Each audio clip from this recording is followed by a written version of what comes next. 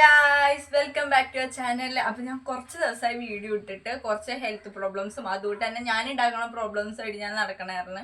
ഇനി മുതൽ ഞാൻ എന്തായാലും കൺസിസ്റ്റൻ്റ് ആയിട്ട് വീഡിയോ ഇടാൻ നോക്കും, ചെയ്യും ഞാൻ. അപ്പം നിങ്ങൾ എൻ്റെ ചാനൽ ഫസ്റ്റ് ആയിട്ട് കാണുകയാണെങ്കിൽ പ്ലീസ് സബ്സ്ക്രൈബ് ചെയ്യുക ചാനൽ. ഞാൻ ഇങ്ങനത്തെ KEAM content, study content related ആയിട്ടുള്ള ടോപ്പിക്സ് ആണ് ഇടുന്നത്. അപ്പം നിങ്ങൾക്ക് മിസ് ഔട്ട് ആവാണ്ടിരിക്കുക ചാനൽ സബ്സ്ക്രൈബ് ചെയ്യാം. ഫസ്റ്റ് അലോട്ട്മെന്റ് വന്നു, സെക്കൻഡ് അലോട്ട്മെന്റ് ഇപ്പോൾ ഓൺഗോയിങ് ആണ്. അപ്പോൾ കുറേ പേർക്ക് തേർഡ് അലോട്ട്മെന്റിനെ പറ്റി ഡൗട്ട്സ് ഉണ്ട്. അപ്പോൾ ഞാൻ വിചാരിച്ചു ഇങ്ങനെ ഓരോ കമന്റ്സിനും റിപ്ലൈ ചെയ്യണേക്കാളും പകരം ഒരു ഡീറ്റെയിൽഡ് ആയിട്ട് വീഡിയോ ചെയ്താൽ നിങ്ങൾക്ക് യൂസ്ഫുൾ ആവുമല്ലോ. അപ്പോൾ തേർഡ് അലോട്ട്മെന്റിനെ പറ്റിയാണ് നമ്മുടെ ഇന്നത്തെ വീഡിയോ.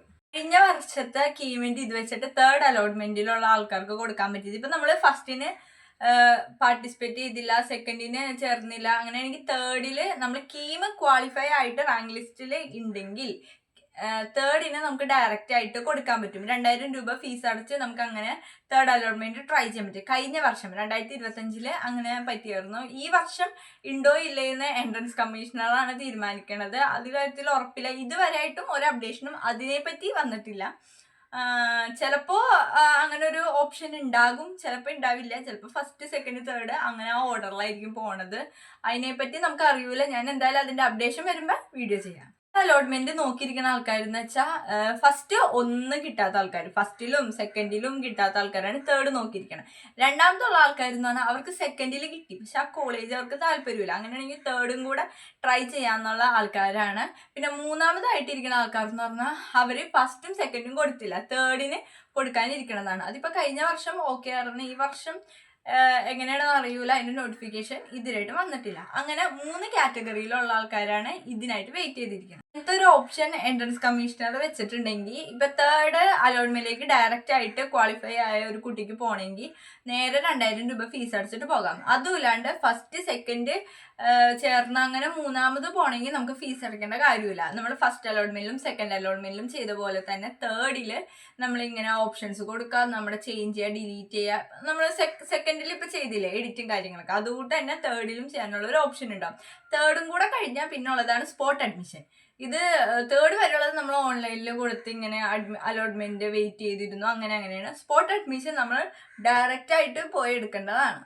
തേർഡ് കിട്ടിയ ആൾക്കാർ നേരിടുന്ന ഒരു പ്രോബ്ലം എന്താണെന്ന് വെച്ചാൽ ഇപ്പൊ സെക്കൻഡ് കിട്ടി നമ്മൾ തേർഡിലോട്ടാണ് വെച്ചത്. അപ്പൊ സെക്കൻഡ് കിട്ടി നമ്മൾ ആ കോളേജിൽ ഫീസ് അടച്ചു. ഒരു 50K തുടങ്ങി 1 lakh വരെ ആയിരിക്കും ഫീസ് അടയ്ക്കാൻ ഉണ്ടാവുക. അപ്പൊ നമ്മൾ ഫീസ് അതൊക്കെ ഫീസ് അടയ്ക്കണത് കോളേജ് വൈസ് ഡിഫറെന്റ് ആയിരിക്കും. ഇപ്പൊ ഗവൺമെന്റ് കോളേജിൽ വേറെ ആയിരിക്കും, പ്രൈവറ്റ് കോളേജിൽ വേറെ ആയിരിക്കും. അത് നമുക്ക് കിട്ടണ കോളേജ് അനുസരിച്ചും നമ്മുടെ കാറ്റഗറി അനുസരിച്ചും ഡിഫറെന്റ് ആയിരിക്കും. 50K 1 lakh തുടങ്ങി സെക്കൻഡ് കോളേജിൽ ഫീസ് അടച്ചു. അപ്പോഴാണ് നമുക്ക് തേർഡ് അലോട്ട്മെന്റിൽ പുതിയ കോളേജ് കിട്ടണത്.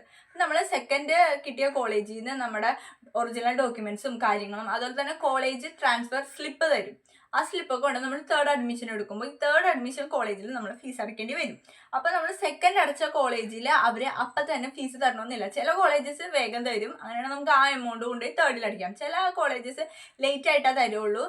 ചില ആൾക്കാർ നേരെ ബാങ്കിലോട്ട് ഇടും, അപ്പം അങ്ങനെ ബാങ്കിൽ ഇതാവാൻ ടൈം എടുക്കും. അങ്ങനെ കുറച്ച് ഇഷ്യൂസ് ഉണ്ടാവും. അപ്പോൾ തേർഡിലോട്ട് പോണ ആൾക്കാർ എന്തായാലും കുറച്ച് മണി കയ്യിൽ വെക്കണം. ഇപ്പം നമുക്ക് സെക്കൻഡിലെ പൈസ കിട്ടിയിട്ടാണ് തേർഡിൽ അടിക്കുള്ളൂ എന്ന് വെച്ചാൽ ഇതിൻ്റെ സമയം പോകും, നമുക്ക് ഇതും കിട്ടാണ്ടാവും.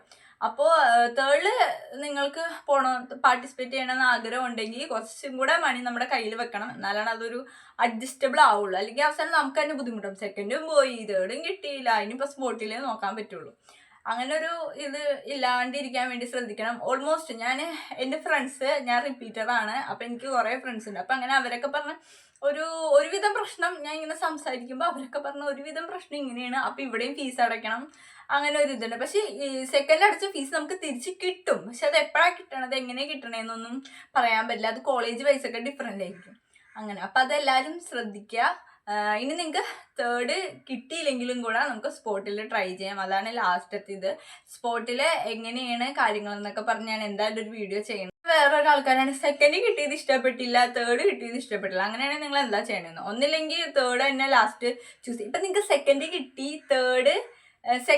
തേർഡിലോട്ട് ട്രൈ ചെയ്തു. ഇപ്പം തേർഡ് ഇഷ്ടമല്ലെങ്കിലും സെക്കൻഡ് അത് കിട്ടൂല, തേർഡ് കിട്ടുള്ളൂ. അപ്പം നിങ്ങൾക്ക് അതും ഇഷ്ടപ്പെട്ടില്ലെങ്കിൽ ഒന്നില്ലെങ്കിൽ നിങ്ങൾ കോഴ്സ് ഒന്നും എടുക്കാണ്ട് അത് കളയുക, അല്ലെങ്കിൽ അത് തന്നെ പോയി എടുക്കുക, അല്ലെങ്കിൽ അതും കഴിഞ്ഞിട്ട് സ്പോട്ട് അഡ്മിഷനും ട്രൈ ചെയ്യാം. ഇങ്ങനെ ഓപ്ഷൻസ് ആണ് ഉള്ളത്. അപ്പോൾ ഇനി സ്പോട്ട് അഡ്മിഷനെ പറ്റി എങ്ങനെയാണ് കാര്യങ്ങളെന്നൊക്കെ പറഞ്ഞ് ഞാൻ എന്തായാലും ഒരു വീഡിയോ ചെയ്യാം. അപ്പം അത്രയുള്ളൂ. നിങ്ങൾക്ക് എന്തെങ്കിലും ഡൗട്ട്സ് ഉണ്ടെങ്കിൽ കമൻറ്റ് സെക്ഷനിൽ ചോദിച്ചാൽ മതി. ഞാൻ എല്ലാ കമൻസിനും റിപ്ലൈ തരും. നമ്മുടെ വീഡിയോ ഇത്രയുള്ളൂ. അപ്പോൾ അടുത്ത വീഡിയോയിലാണ്. ടാറ്റാ.